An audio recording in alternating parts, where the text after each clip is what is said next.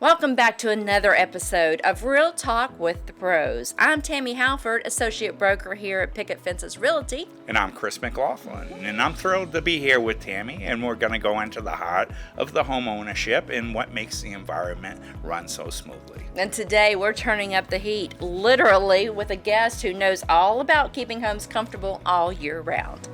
And joining us is Tyler McCutchan of McCutchan HVAC, Heating and Cooling, and he'll go into depth on to what to look for and how to spot things. Whether you're a homeowner, buyer, or just someone tired of sweating through the summer or shivering throughout the winter, Tyler has got some insights for you, so stay tuned. From energy efficient upgrades to tips to keep your house nice and cozy and efficient during the summer and winter months. Yeah, so grab your coffee and let's keep it real with Tyler at McCutchan's Heating and Cooling.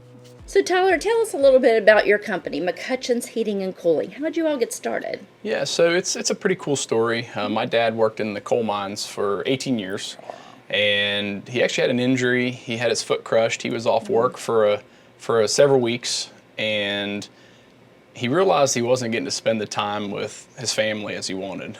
He didn't have the time with my brother and I that he knew it wasn't going to happen. Right. And he went back, he started working in the coal mines and putting furnaces and air conditioners in kind of after work, during the shifts in the coal mines.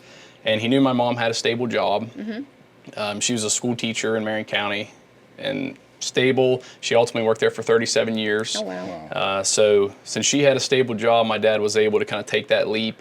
Mm-hmm. And he officially incorporated in 1996, September of 1996. Okay. So wow. Next year will be 30 years that Nice. we've been in business.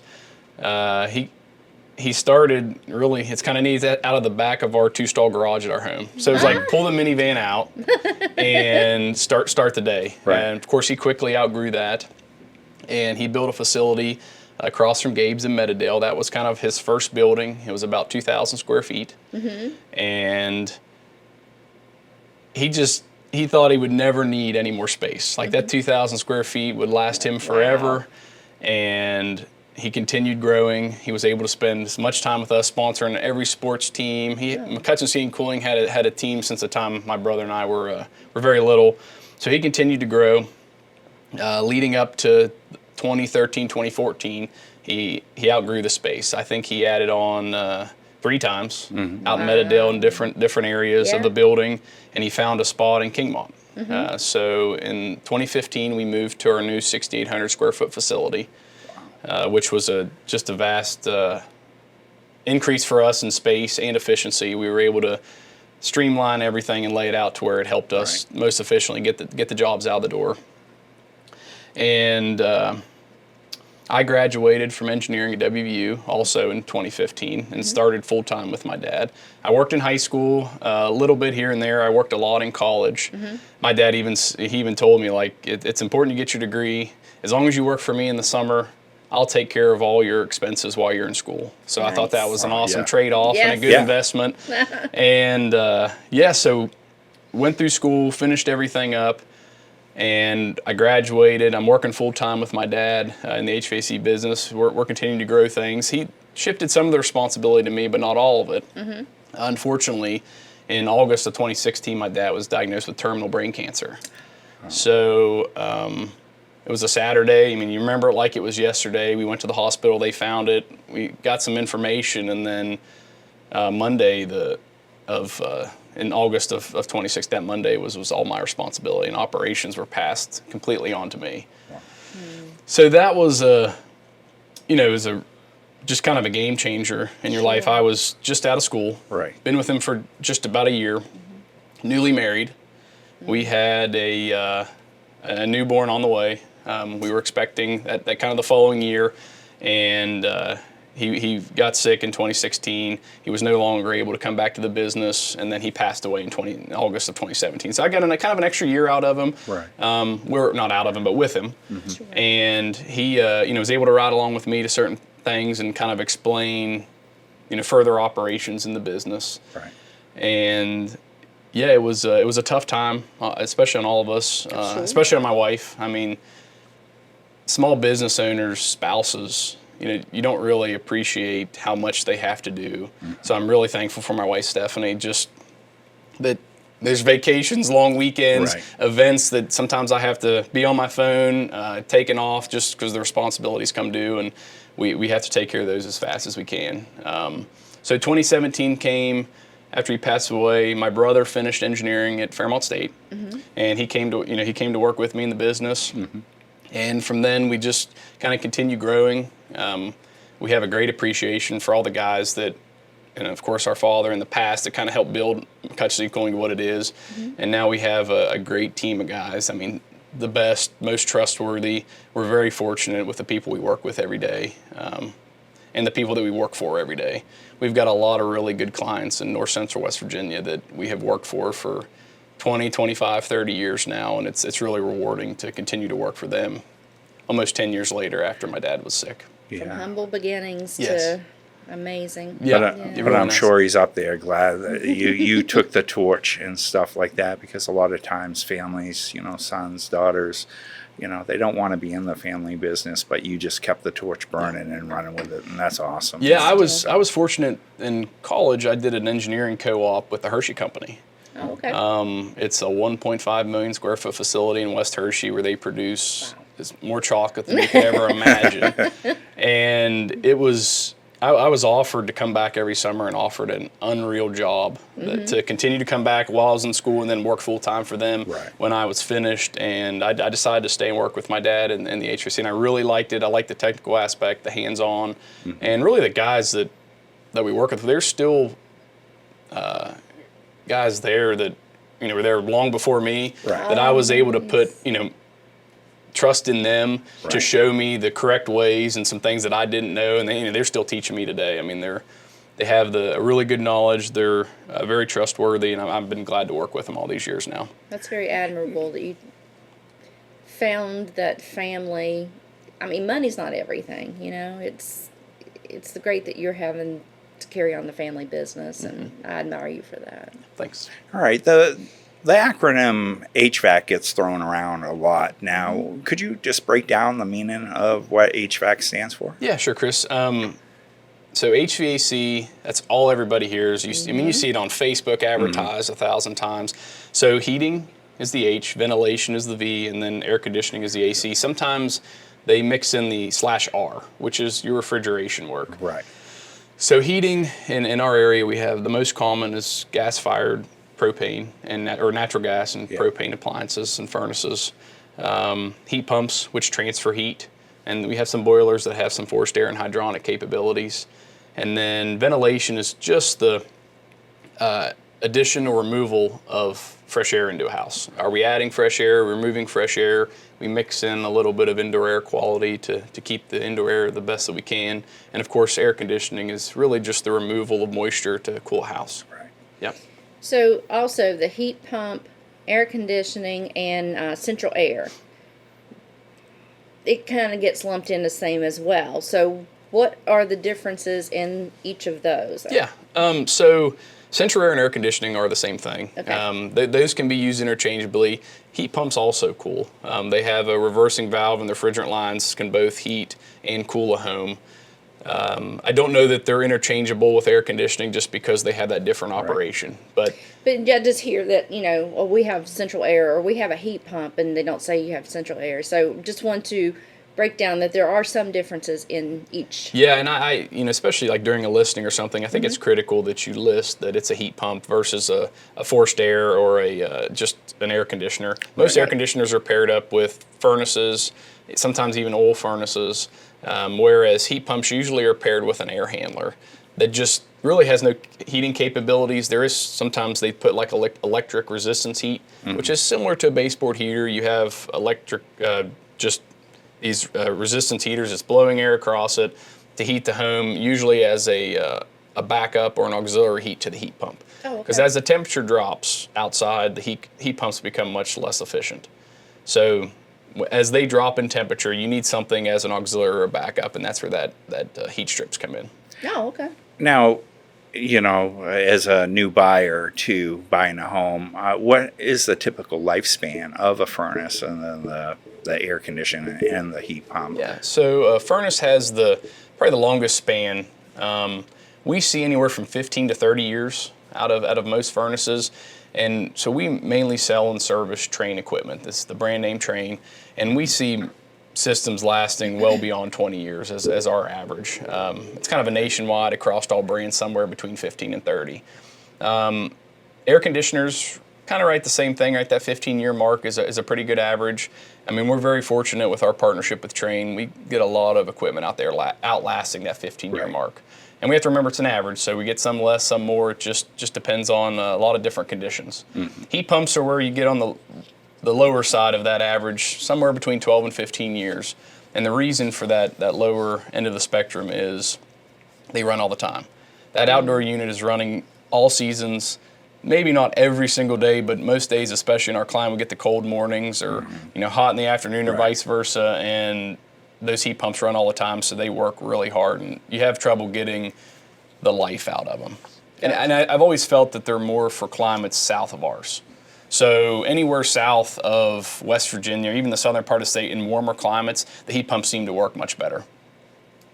So what's the best way to extend the life of a furnace or an AC unit while you're living in a home? Yes, so the number one way is always going to be the filter. Okay. The number one problem we run across in both lifespan and like premature breakdowns is people just forgetting or not changing the filter. And we offer those services, but I've kind of always thought, like, if you can pull that filter out and change it, whether it's once a month, once every 3 months, 6 months, it's going to save you a ton of money and really prevent you from calling us out, even for maintenance or breakdowns.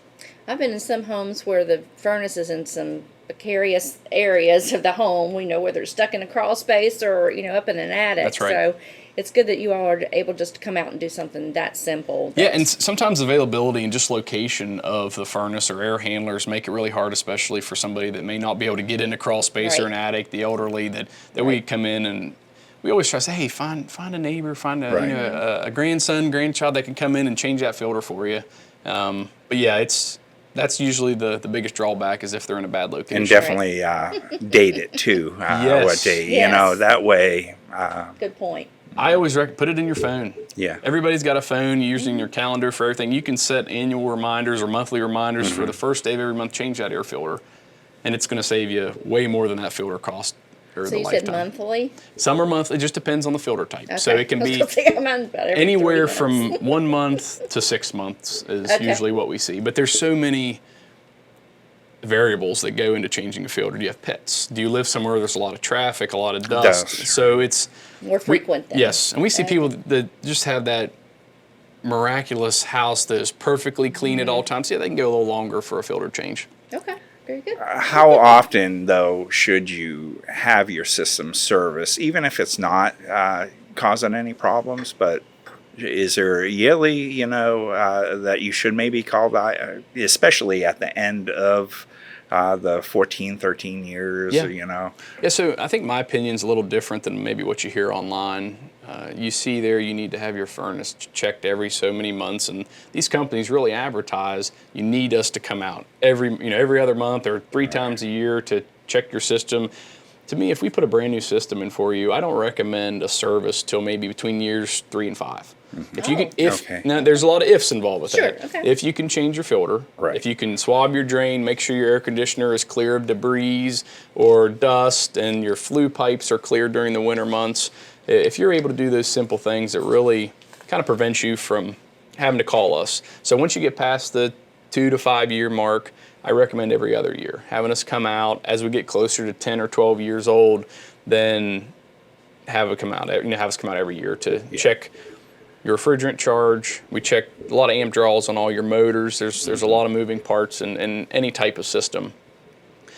And obviously your filter, your drains, your indoor and outdoor coil, making sure they're clean and they don't need a further cleaning. But again, that filter just prevents all that stuff from going bad prematurely. Well, that's what I was going to ask you next is what's the most common reason for premature? Just not maintaining it properly? Yeah, I mean, I'm going to sound like a broken record. The first is the filter, right? Yeah. I mean, the filter's got to be changed. It's important. It's very important. I don't think I can stress that enough. The next is sizing. Like we see it even still in like today's modern world, we see a lot of oversized systems. Systems that are way too big for the house, and they short cycle, they don't get enough operation time, so things are kicking on, kicking off very fast, and it really degrades the lifespan of that system. Now, can it be opposite? You have a furnace that's too small for a large home and it does the same thing? Yes. But really, in my experience, we find out the too large systems are worse than the undersized. Because undersized even works most times of the year. It's the extreme days is where they really struggle. Gotcha. Even when I'm doing system designs, we design for the 98th percentile temperature. So 98% of the time, you're going to be great. But on those extreme days, you might see it creep up a couple degrees. And it's not because I don't want people to be comfortable on those extreme days, because they're going to be just within a couple degrees. Mm-hmm. It's if you oversize those systems, especially air conditioning, you're not pulling the moisture out of the air. So your house feels clammy. Mm-hmm. You're not, sometimes you get really high relative humidity, which can cause some mold issues and kind of, further down the line of problems. Now, can mini splits be used for heating and cooling year round? Which is funny because for another property that I manage, I just ordered a 32,000 BTU heating and cooling. But are they recommended? Because I know the facilities, the heating wasn't getting to the kitchen and stuff like that. So we did put mini splits in. Yeah. But so we use Mitsubishi. We've been partnered with them for at least 20 years now, and they do have some ducted mini splits now. They're kind of furthering their technology where we have some ducted mini splits with those high efficiency capabilities.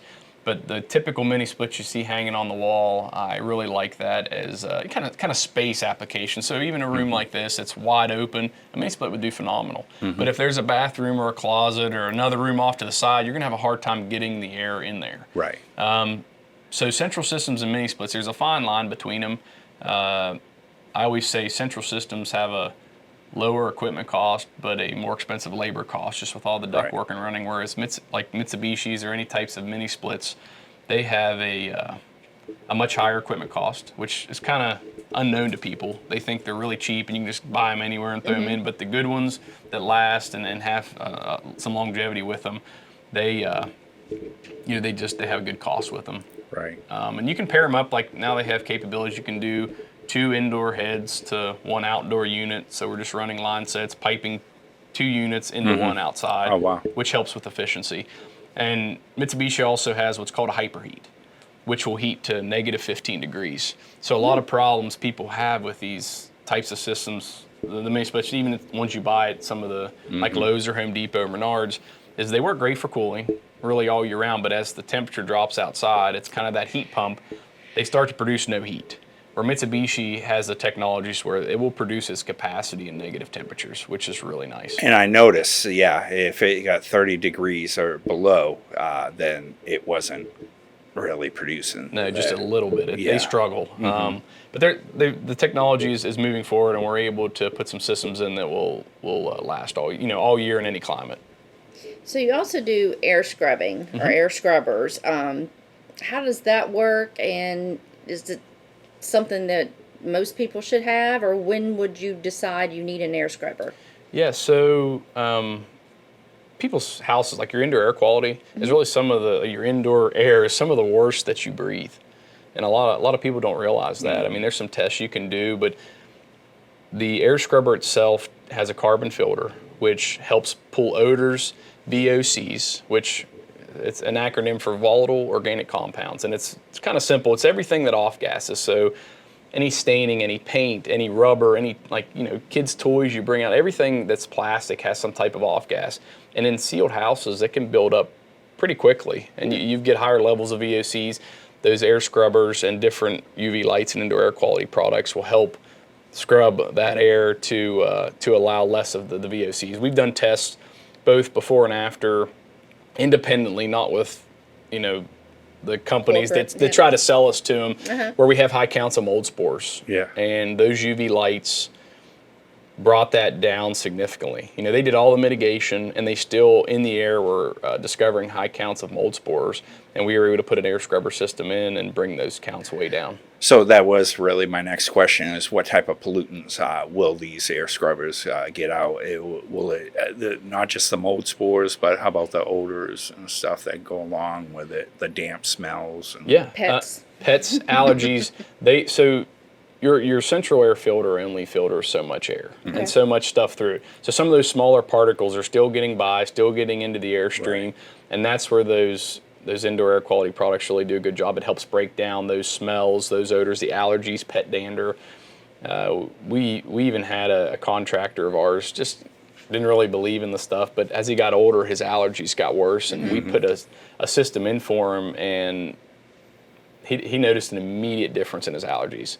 So that was kind of, again, that independent source of somebody that we can trust. Another reason why we put so many of them in a year.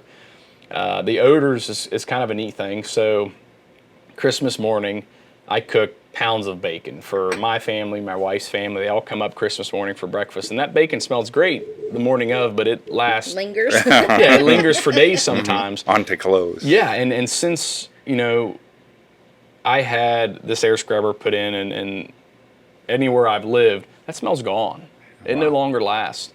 And we've had customers say, you know, I always use the Febreze, the air wicks, the plug-ins, and once we put a system like this in for them, Don't even have to. don't use even it. need them anymore. Wow. So does it attach to the furnace? Is it a separate machine? What? Yeah, so they do make some independent like apparatuses that you can kind of set in a corner or maybe buy an air duct, but most of them are ducted past your filter system, past your furnace and your coil into the supply duct stream, where it's filtering and scrubbing those finer particles to get through. I think I need one.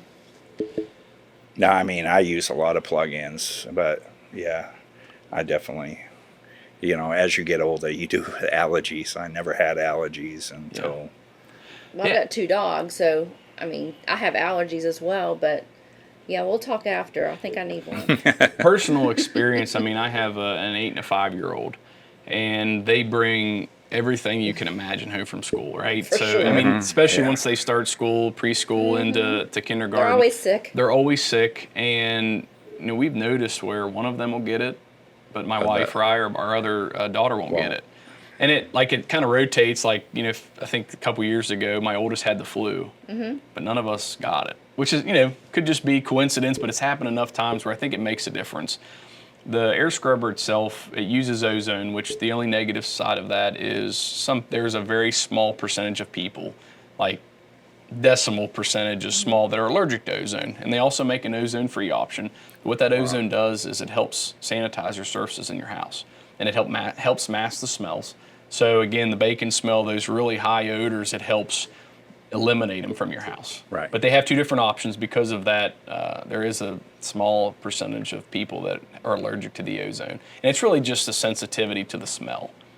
It kind of has that clean hospital smell, not the bad hospital smell, the good. Right, no. But you know they've just cleaned, and some people get real, not an irritant, but they just don't like the smell, so they make ozone-free options that are easy to switch in. Yeah, I had a filtration system that had like 12 glass plates in it, but it made the air smell like bleach almost. And it was so refreshing. Yeah. But it really helps out with people with COPD and stuff like that.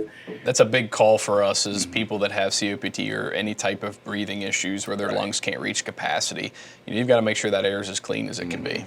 So does that air scrubber also cut down, because you always have to dust, but you see that layer of dust on your furniture, does it cut down on that as well, or no? So the cool thing it does is it positively charges those dust particles that come across it. So it helps everything fall to where it refilters into your system. So instead of the lingering dust, we have stuff fall through and pull in through your return ducts and get refiltered at the furnace. So it kind of a neat feature it also No adds. more dusting for me. So how does that affect it? Does it help the furnace longevity in the long run too as well, be having that? Yeah, the UV light helps break up those particles, and if you saw some of the coils that we pull out of that's on top of a furnace and everything, they're really gross. And then ones that we've had these UV lights in for all these years, it's a much cleaner coil. It's a much cleaner cabinet. You don't have the mildew and mold growing up the sides of it. So it does make a difference. I don't know as far as if you don't change your filter and you have this UV light. It's not like a Solvol. You're never going to have to change your filter again. But it does add It's a a lot of combo. benefits. Works in combo with. I don't think I could live in a house without it. After you've had it. After we've had it and experienced what other customers experience, what they tell us. So going back to the HVAC system and buyers, should an HVAC system be tested? If it's near the end of life, should a seller replace it before they list their home, or should they, what would you recommend to buyers and sellers in that aspect? So I think it's kind of separate. You must have different recommendations whether you're a seller or a buyer. All right. We'll start with the seller. I Sure. think it shows good faith to replace a system. Like if you know it's old and it's like this thing's been nickel and diming us since we've lived here, and you go and you find a reputable HVAC company and you have them replace that system before the buyer shows up or potential buyership, they're going to see, oh wow, they've replaced this. So what else have they done to upgrade the house? But the alternative also happens with sellers. They'll have a friend of a friend come put a furnace in that nobody's heard of. And then the buyer comes in and is like, oh, wow, I've never heard of that brand. And they start doing some research. Now they're starting to question other things in the house. And that's a good point. so as a seller, I think either you offer a credit. Hey, we know this system's old. Like it doesn't need replaced right now as we've been told maybe, but we're going to offer a credit to maybe put towards future replacement or total replacement. Right. As a buyer, I think I would rather have a credit than a new system sitting there, because then you can go hand pick who you want to put your system in, and somebody's going to come back and service it for years to come. That's probably one of the bigger issues with home buyers is they find somebody to put it in for them, and then they never come back. Or watch YouTube videos and do it themselves. Which the YouTube videos are great. Like I want to see people go ahead and watch the YouTube videos, see what you can do to maintain your furnace, so you don't have to call us every single year to come out and do it. It's like you said, it's not really about the money. Right. I don't want to have to come out and just change your filter and then just do a little things. I want you to be able to do some of the stuff yourself and then call us when you have problems, or call us as the system gets older. But as a person that's watched YouTube videos, I realize this is why they charge this. It's not that easy. Maybe it's just the person who's watching the YouTube. It could be. It definitely could be.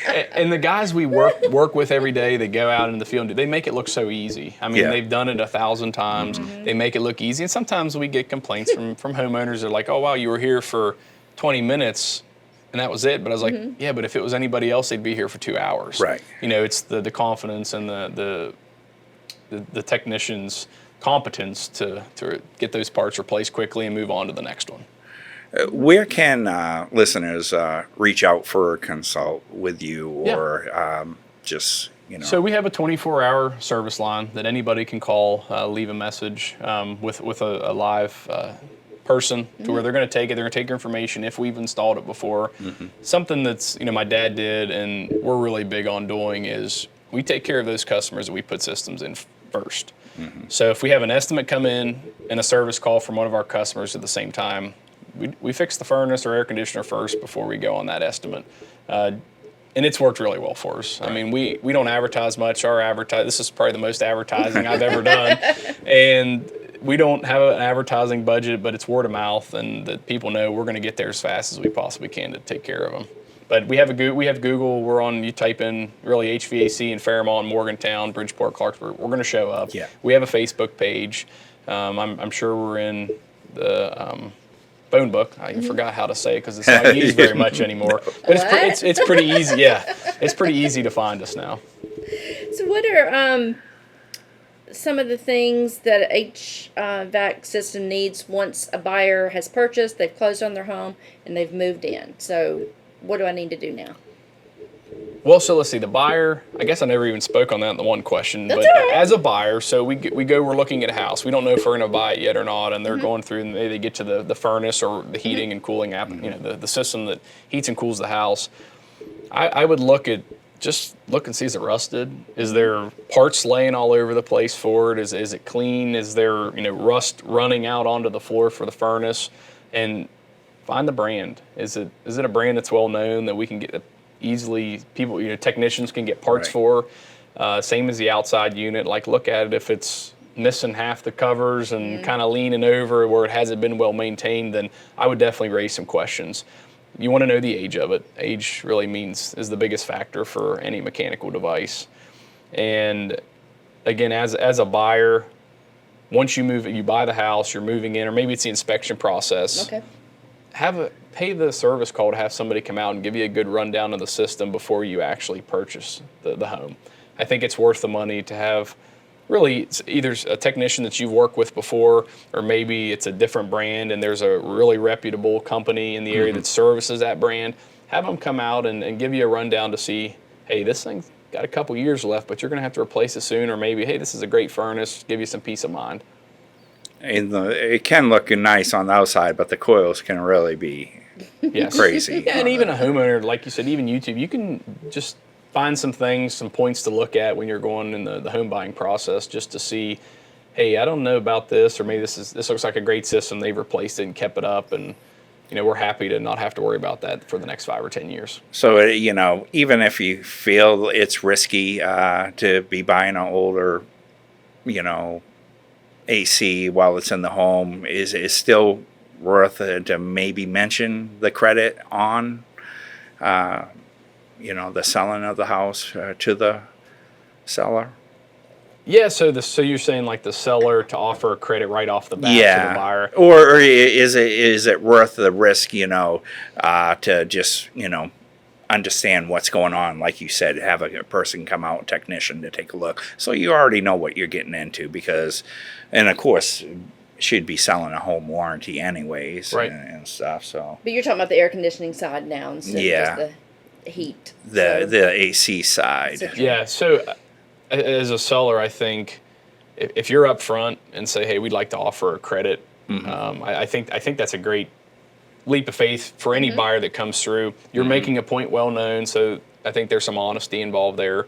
And then, as a buyer, I think if the age, depending on the age and depending on what it looks like, maybe you ask for that credit. Hey, we've put what do you call it? You put money down. You got a contract. You're going to buy the house, but you're in that kind of middle stage where you have inspections, you have everybody coming in.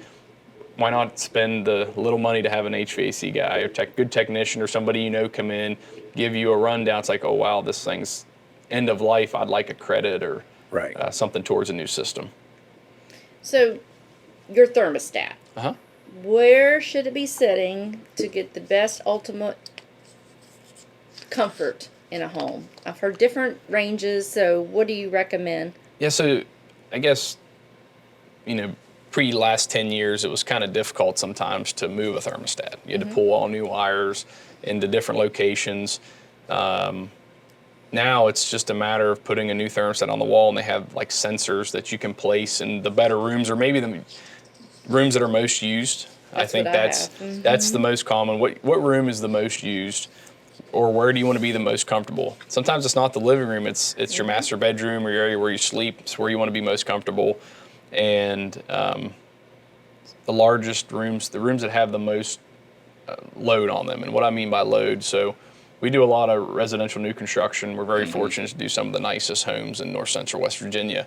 And when we lay out, I do an engineered load calculation on every single house that we do. So there's no guesswork involved. We know exactly what size ductwork they need, where the runs need to go, how large they need to be, what size the equipment is, and also thermostat location. We can look and see this room has a ton of south-facing glass. It's going to get the sun all day long. Right. This is where the thermostat needs to be. There is some input from a customer. I always ask, hey, where would you like the thermostat to be? And I'd say, well, that's maybe not a good location because of this. And, there's a lot of back and forth between me and every customer. And again, moving back to where you can move those thermostats, sometimes if we don't get to meet the homeowner or we're doing a house for a contractor, we'll place it where we think's best. And if there's a big issue with it, or maybe they want it in a different spot, it's just a matter of putting a new thermostat on the wall and mounting a sensor in another room. So I've found with those sensors that, like you're talking about where the sun comes, I'm changing which room based on where the sun is pouring into the windows, because in the morning it's in the master and then it's really hot on the other side as the day moves through. So I'm like changing it from which room to pull from than the other. So I love my sensors. Yeah. Are smart thermostats worth the investment in zoning? Yeah, so I think smart thermostats are good. I think it does introduce maybe some more problems just because of how technical they are now. But there are people that have jobs that they're gone for 10 or 12 hours a day that allows you to increase or decrease the temperature in the house depending on the season, that will save you some energy and maybe pay back the cost of that thermostat. Some of the issues we see in our climate is like when we have these really cold days and maybe have a heat pump, and people like to turn that thermostat down to 65 while they're at work, and then they slam it to 72 when they get home or an hour before they arrive. What you're doing is you're putting every ounce of energy, which is a lot for an all-electric house, into heating that as fast as it can. And it can run your electric bill. All that savings you had by turning it down, you're paying it all back as soon as you get home. Ah, So, good point. yeah, and it's kind of, I guess, our unique, maybe not unique, but just our opinion is sometimes it's best to, when you're in your house or you're living, as many people that work from home now, find a temperature you're comfortable with and leave it there. Set it and forget it. Set it and forget it. The smart thermostats are nice for accessibility. I don't have to leave my couch to change my thermostat. Right. I can do it. Oh, we left for the beach for a week. I forgot to turn them up or down. So we turn our cooling thermostat up while we're gone, and on the way back we'll turn it down. You're gonna get some pretty good savings just on your trips. Right. But I'm cautious of what type of system it is. Gas furnaces create their own heat with combustion, whereas heat pumps transfer heat. Right. And then when it can't keep up, kind of what I was talking about earlier, that electric resistance heat that kicks on, it's consuming a ton of electricity. I mean, you'll see your meter outside, and you think it's going to spin off if you turn it down too much and try to slam those thermostats.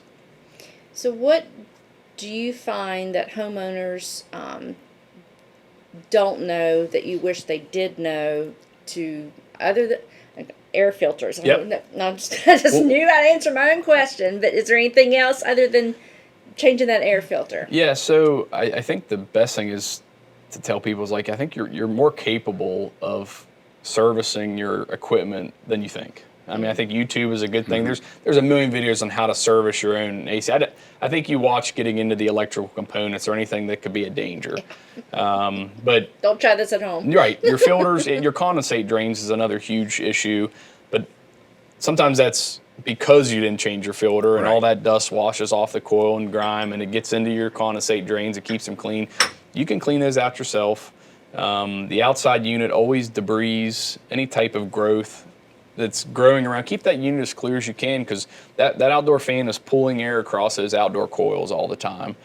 And then in the winter, especially during snowy months, icy months, where we get some freezing rain, we get that real fluffy light snow, your fluid intake pipe, make sure there's no snow or buildup around them, and make sure they're clear. Look, take a little peek. You know, obviously while it's not running, you don't want to blow them straight in your face, but look and see if there's any cobwebs, snow, anything built up inside there that you can clear yourself.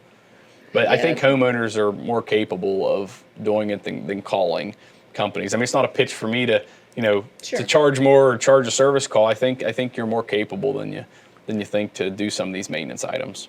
And I mentioned earlier the mini splits, but do you think they benefit the older homes or additions? Because I notice, like, when we put in an older home up here on Locust Avenue, the kitchen and the ADA bathroom were really cold, and it was a relief. But do you recommend that, especially additions, or would you suggest doing the ventilation out to the new addition? Yes, so that's a really big question we get many times a year. Is you have your house, you have your HVAC equipment that does a great job for your house, and you add a 12 by 20 or 20 by 20 addition on. Oh, I just want to take some vents off my central system.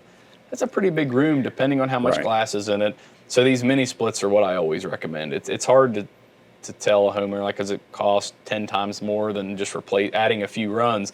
But I always tell them I think it's going to rob from the rest of your house to try and heat this, and it's not going to do a very good job of doing either. Right. So these mini splits that we put in, people, their comments back to us is, that's the most comfortable room in the whole house. And they really are. I mean, they're efficient. The other comment is they don't even notice them on their electric bill.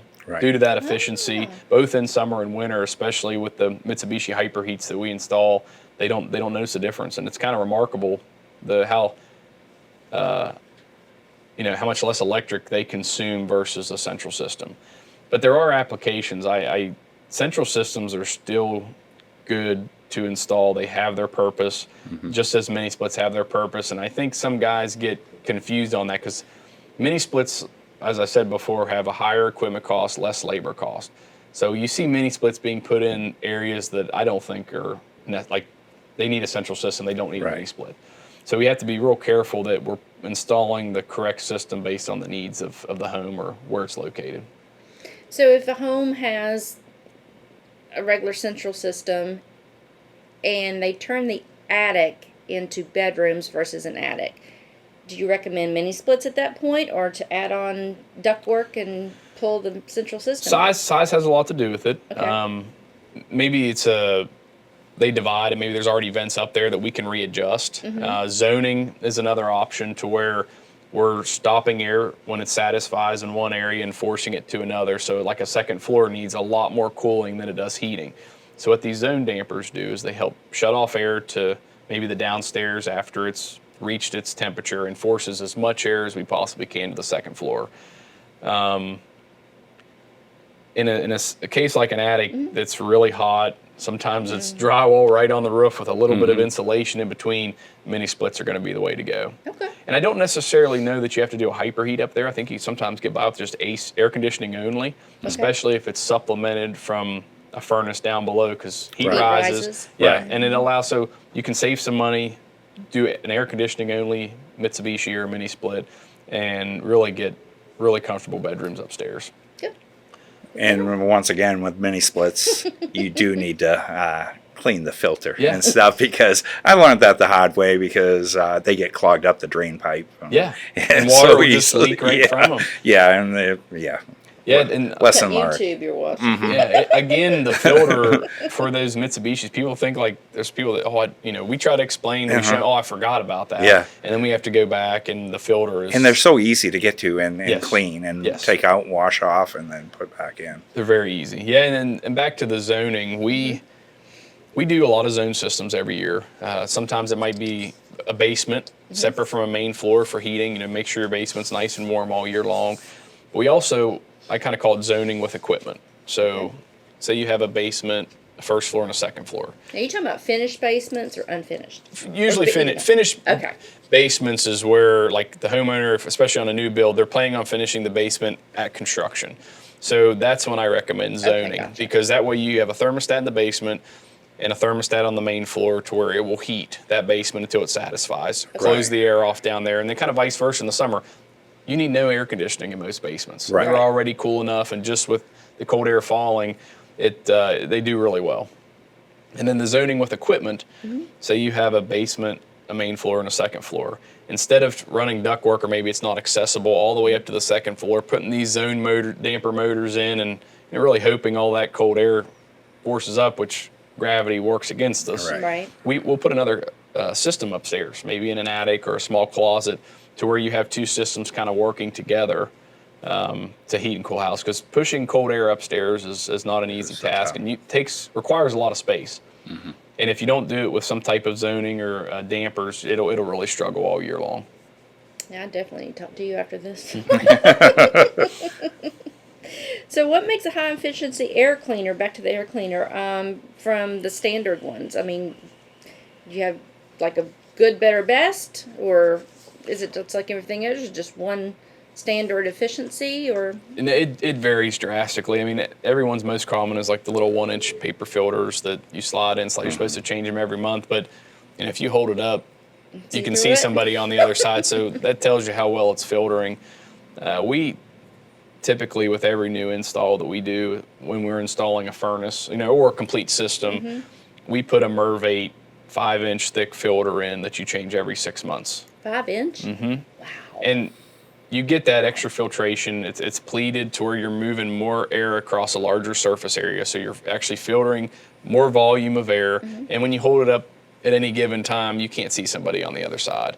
And that's a check I do for people that use thick pleated filters, is if you hold it up to light and light's coming through it, okay, your air's still filtering through, but when you hold it up to light and it's still black, you're long overdue from changing your filter. So it's not really a savings if you do the ones you can see through, because you're constantly having to change it because it's not doing its job for very long. The issue sometimes too is you can buy those pleated filters, the 1-inch ones that you can't see through, but maybe the system wasn't designed to handle that thick of a filter or that much air restriction, and then it'll say on it change every 3 to 6 months. We've had people put them in for 3 months and your unit will freeze up because there's too much air restriction. So a big part of filtration that a lot of people don't understand is it has to be sized to handle it. And we've had instances where it's stuck in a tight closet, it has a 1-inch filter, but the return is undersized so badly that we can't put a thicker filter on because it's going to restrict too much air, especially if we can't make any adjustments. On finished houses, sometimes adjustments are really hard to make. So, and that's what I would tell like homeowner that in that case would be, you've got a 1-inch filter, you're going to have to change it, much faster than somebody that had one of our good filters put in. Gotcha.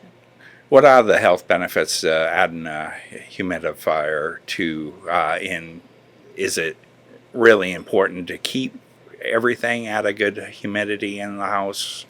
And I know you spoke about the, dampness and mold and right. So a humidifier, its purpose is to add moisture to the air. Yes, as far as damaging a house or something along that side, it's very important. So you see drywall pops, you see your floors creaking and spacing and gapping and cracking and all that bad stuff on cabinets. That having a humidifier on that system keeps your humidity at a relatively close humidity all year long. So when you allow that air to dry out in the winter, it can cause some pretty big problems for your baseboard, your trim. And I do recommend a humidifier on every system. We do a lot of them. A lot of it boils down to comfort for people and price. For me, I can't stand a dry house. I have to have my humidity very consistent all year long. And I guess that kind of leads into a dehumidifier. And I'm sure you see in the real estate world, if you see a dehumidifier, everybody's like scared to death. They're running away from it because there's moisture. But sometimes just as dryness is a condition of a house, so isn't too much moisture. It may have nothing to do with water seeping through the foundation walls. It might be just a condition of the house. Maybe it's too tight. Maybe, there's just too much moisture that's not getting removed. So a dehumidifier is not always a Band-Aid. We install a lot of dehumidifiers on different applications for houses where we're having a dehumidifier pull additional moisture from your air conditioner in the summertime. And then we have a humidifier that's putting humidity into the air during the wintertime. As far as a cost savings, it's not usually a cost savings based with a humidifier, but there can be because hot, humid air holds heat better. Moist air holds heat better than if it's a dry air. And you can feel that in the summertime. If it's 80 degrees with 100% humidity, it feels worse than if it was 90 degrees with no humidity. And so some feedback we get from customers is like, hey, I used to keep my thermostat at 71 in the winter. Now I'm at 69 because it feels warmer. So there can be some cost savings associated with it. I don't know if it's enough to pay back the humidifier, but again, there's not always a price on comfort. Speaking of the seasons, can't tell it today, it's 90s, but we're supposed to be in fall. So with the changing from fall to winter to summer, what type of maintenance or anything you need us to do? I know you talked about the snow outside around the heat pumps. With fall coming on, anything you can recommend that we should be doing or looking for? So, probably one of the best piece of advice I could give is fire your system up well before you need it. So it's fall right now. I know it's hot, but in the mornings are kind of cool. We get a cool morning in the fifth. Turn your furnace on, make sure it's running, feel the vents, make sure you don't hear any strange sounds or any grindings. Let that furnace run, make sure it's going to stay running. Yeah, your house might creep up a couple degrees, but it's worth it because you might know instantly if something's wrong. Same as in the springtime. We get those random hot days really early in the year. Kick your air conditioner on, make sure it runs, make sure you have cooled air, make sure your outside unit's running, your inside's unit running, you don't hear any crazy sounds. That way you're not calling us on the first 90-degree day, and we might have trouble getting there right on that exact day you call because... So, people are, if we just turn it on. If you struggle the most anywhere, it's the first really hot day and the first really cold day of the year where we can't get there within 24 hours sometimes. So you watch the Weather Channel Oh, or Weather yeah. app. You know it's coming. Yeah. And you actually answered my question, what's the best, advice? But also I'd like to add to that, I think also people need to make sure they have the proper cover every year going into the winter time and the fall, because I see a lot of people, they don't like to cover or don't get out there. I mean, I would even go and flip the, breaker box outside, but people don't prep for that. I see a lot. Don't cover a heat pump. Right. And don't forget to uncover your air conditioner in the summer, because it's happened and it's caused some major damage. But my recommendation is that you don't need any fancy cover. If you have something to go over the top of it, don't go all the way around the sides, because what can happen is you trap the water and stuff inside the unit. Well, what happens when it freezes, it expands, and it can cause some damage. We've seen refrigerant pipes bust due to the expansion of ice. But yes, covering your units when they're not rough. If it's a heat pump, you got to leave it uncovered all year, and that is a positive, especially with Trane. They torture test those units. They are actually meant to sit outside with no cover on them. That's how they design them, and that's kind of how they guarantee them. So while it's not critical, to cover it, it's only going to add to the longevity of your system if you put some kind of cover over the top and maybe down a quarter of the way down. Right. Well, I appreciate everything you've said about heating and cooling, and brought some answers to our buyers and sellers as they move through the process. But there's something also near and dear to your heart that's community-minded, community-based, and a family legacy, your McCutchan's Car Show that you have annually. Can you tell us a little bit about how that began? Yeah. So my dad was always interested in old cars, and, of course, we have a lot of customers and friends that have these old cars, and it's always been a topic of conversation. My brother and my dad rebuilt early Broncos together. So, Luke Bryan, Yellow Canary, but that's what they rebuilt. In fact, my brother's senior project in high school was to rebuild a Bronco. Nice. He had some shoulder issues, had some surgeries in high school, which, to a high school kid to put you down for that long a period, it's probably not a good thing that you stay stagnant. Might get into some trouble or something. So he took on the project with my dad of rebuilding a Bronco, which he still has to, it's kind of invaluable to him. Sure. I mean, he's been offered some pretty pennies for it, and it's just something you can never sell because they were able to work on it. It's priceless. Yeah. And after, of course, our dad passed away in 2017, and I've been a part of the East Fairmont High School Foundation, where we're able to give, this past year was over $60,000 to high school seniors. And a lot of people don't know that, but it's a really good group of individuals that started when the new school was built, and they have been such good stewards of other people's donations and the money that people have given, to where they have grown these scholarships, and a lot that are endowed, to where we're continually giving these scholarships every year, regardless of market conditions or the stock market or how much, maybe it's a down year in donations, we're still able to give a lot of scholarships.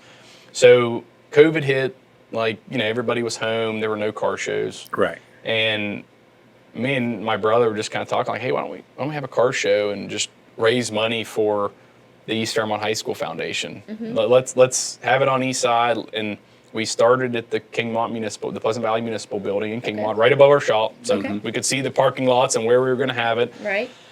And it was overran. The first year was 2021 would have been the first year we had it. And it was overran with so many cars and people. I mean, the support that we had from the community, not just East Fairmont, just all over Fairmont, Morgantown, Clarksburg, customers, friends came down, and we were able to raise, I think, a little over $8,000. Nice. So after we outgrew that, we moved it to the high school, where it's been for the last 4 years, and it's got a pretty big parking lot and a lot of parking. We packed the whole place. That's and wonderful. This year we did a little over 13,000, where we have surpassed $50,000 in donations to the high school in 5 years. So it's been a really nice project. A lot of people look forward to it, because it's not just about old cars. We have bounce houses, we have a rock climbing wall, we have giveaways, raffles. Family affair. Yeah. So these old time car guys, it's usually they're dragging somebody with them, because not everybody likes cars, but when they come to our show, there's something for everybody to do. Kids, wives that maybe don't like cars, but they just go to be supportive. They're able to come and do the raffles, walk around, see kids having fun, and I think it's become something that including myself and everybody that helps us, our families, both my brother's family, in-laws on my family, his family, everybody helps us work it. A lot of volunteers from the foundation, and just really, we'll have people just randomly, hey, could we help out with the car show this year? We don't even have to ask, which is really cool. Well, we'd love to help as well. We'll have to talk about that. Heck yeah. Yeah. Definitely, and especially I love seeing the old cars and the parades and stuff, and we talked about being more active in that. But how about some of your sponsors? How have they helped with the car show since 2021? Yeah, so some contractors we work for help. Train and Ferguson have been a huge supporter since the very first show. West Banco, which my dad has banked with since the day he came to Fairmont. I think it was First National or something else before West Banco purchased them, and they have been a huge help to us. A contractor, Impressive Homes, we work for, he'll call, hey, check's on its way.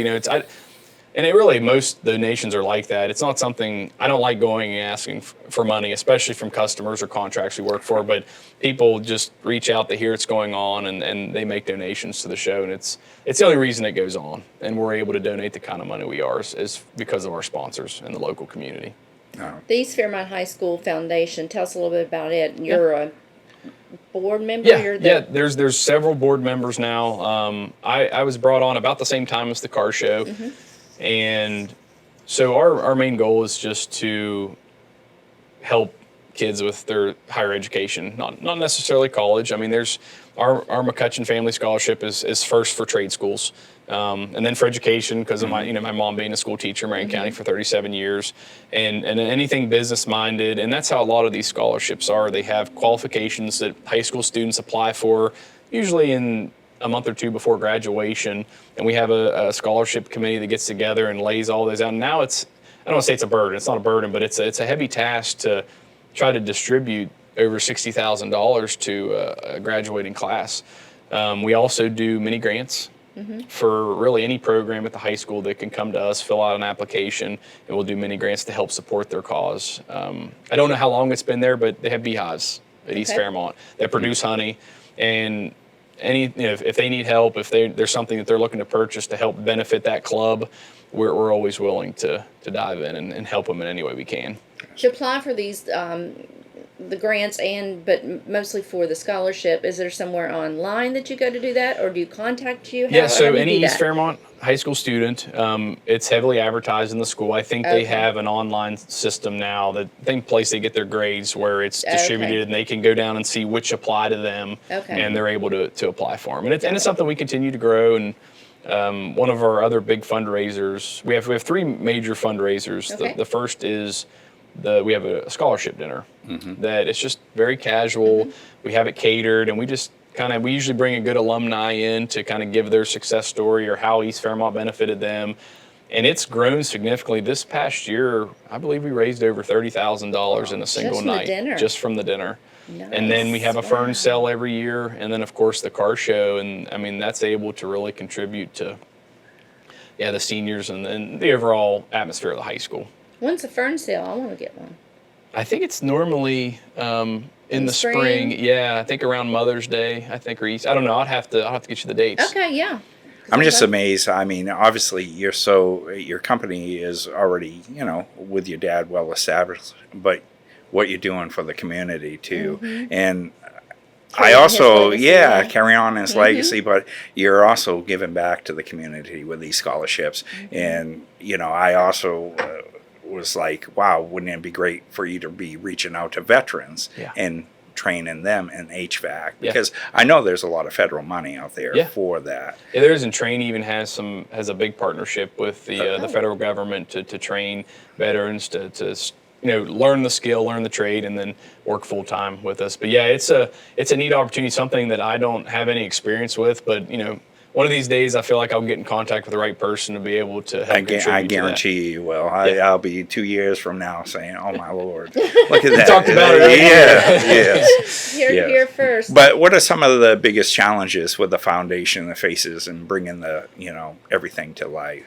Yeah, I mean, I guess we're really grateful for all the help and the donations that we get year. And I mean, I guess I can't speak for everybody, but just speaking for myself, every meeting or something I go to where you're talking about somebody that gave their life savings back in the 90s that they passed away and they gave to the foundation. Right. I think in today's world, we lose sight of giving. Right. It's so hard. Everything's so expensive. But I mean, again, speaking for myself, I don't think there's anything that's better than giving back. I mean, go volunteer an event. If you don't have fun, then you're probably not having fun in life in general. Right. And that's what I tell people. Just come help us. We don't. Right. It's not always about the money. We don't want you. If you can't donate money, just donate an hour of your time to one of our events, and you'll probably come back because it's always a lot of fun. Well, put Tammy and I down. Yeah. And definitely, Yes. we're we looking appreciate for that. advice. Yeah, whenever you need us. Yeah. Yeah. Now, your car show for this upcoming year, you have any new plans, any new exhibits, anything you Yeah, can... we're trying to grow. Like we try to grow in each area a little bit. We have a live band that does a phenomenal job that has supported us. I think at least the last 3 years, maybe 4. They do a phenomenal job. It's always nice. Maybe we can find somebody to help supplement them, like get another band in, make it more of a car show, but maybe a concert is something we're looking into maybe possibly doing. Is it a one-day? Yeah, one day show. It's always not the weekend of Labor Day weekend. The weekend before is where we moved it, but it's highly dependent on Mountaineer football. Oh, We don't want to schedule a car show on a home game because I don't think we'd get very good. Yeah, and then even like our raffle tables, Ace Hardware, we have L&L Statuary, we had a Mon River Honey that donated a honey basket, and we're so thankful for some of the raffles, and I mean really high dollar raffles, especially this year, really more than any. Middletown Tractor Sales has always, from day one, has always given us a really nice, they do their little John Deere toys, like a kid's basket. Oh, wow. And it's usually one of the more popular ones because kids are there, that's where they want to put their tickets in. But yeah, we're very, very fortunate. And as far as challenges go, I think with the foundation, sometimes just getting the word out there and getting people to take that step to helping. I know not everybody has a favorable experience in high school. Right. And I always try to tell them, well, if you didn't like it so much, why don't you come back and help us make it better? Come back and give us your perspective and let's fix that so maybe somebody else doesn't have to go through what you went through. How can our listeners get involved in the East Fairmont High School Foundation or maybe future events? Yeah, so we have a pretty good Facebook page. We have a website now that lists upcoming events, and really some of the board members that are there, you can get in contact with them.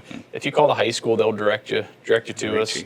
As another of alumni that graduate that want to come back and help, we try to reach them the best we can. And a really big push for us is, if 10, 15 years ago you got a foundation scholarship and you're doing well in life, come back and help us. Right. Maybe start a family endowed scholarship yourself. Pay it forward. Yeah, something that lasts past your lifetime. Right. And again, the people before me that started the foundation have been such good stewards of other people's money that I feel confident that any donation you give is going to be well spent. Well, Tyler, we really appreciate you being here today, both for McCutchan's Heating and Cooling, but also telling us about the East Fairmont High School Foundation and what you're doing with the legacy of your dad with the car show. Yeah. Again, we definitely are in for helping with that, and we hope our listeners will choose to do the same. But absolutely. Again, we appreciate you being here with us. And I definitely will be using you in the future. Just Yes. great, positive, and just know that it trickles down to your employees with your attitude. And honestly, that was when my dad originally got sick, I relied on the guys that had been there long before me, and even some of our contractors. I relied on them just as much, if not more than anything, because they'd been in it. They knew how my dad did things. They knew how to do things right. And I had worked with them before. I mean, in high school and in college, I worked right alongside them, day in and day out as I was growing in school and getting to know the business. There was no I got hired in full time in 2015. I sat in the office all day. It was Right. in the field, working alongside the guys and working with them every day, and just very fortunate for everybody that's worked with McCutchan Heating and Cooling. Well, excellent. Yep. We appreciate it. Thank you for coming today. Yep, thanks. That wraps up today's episode with Tyler McCutchan of McCutchan's Heating and Cooling. We're so happy to have him today, and he's also discussed his passion and legacy for his father with the McCutchan's Car Show. And if you're looking for a dependable heating and cooling person, McCutchan's Heating and Cooling is the right way to go.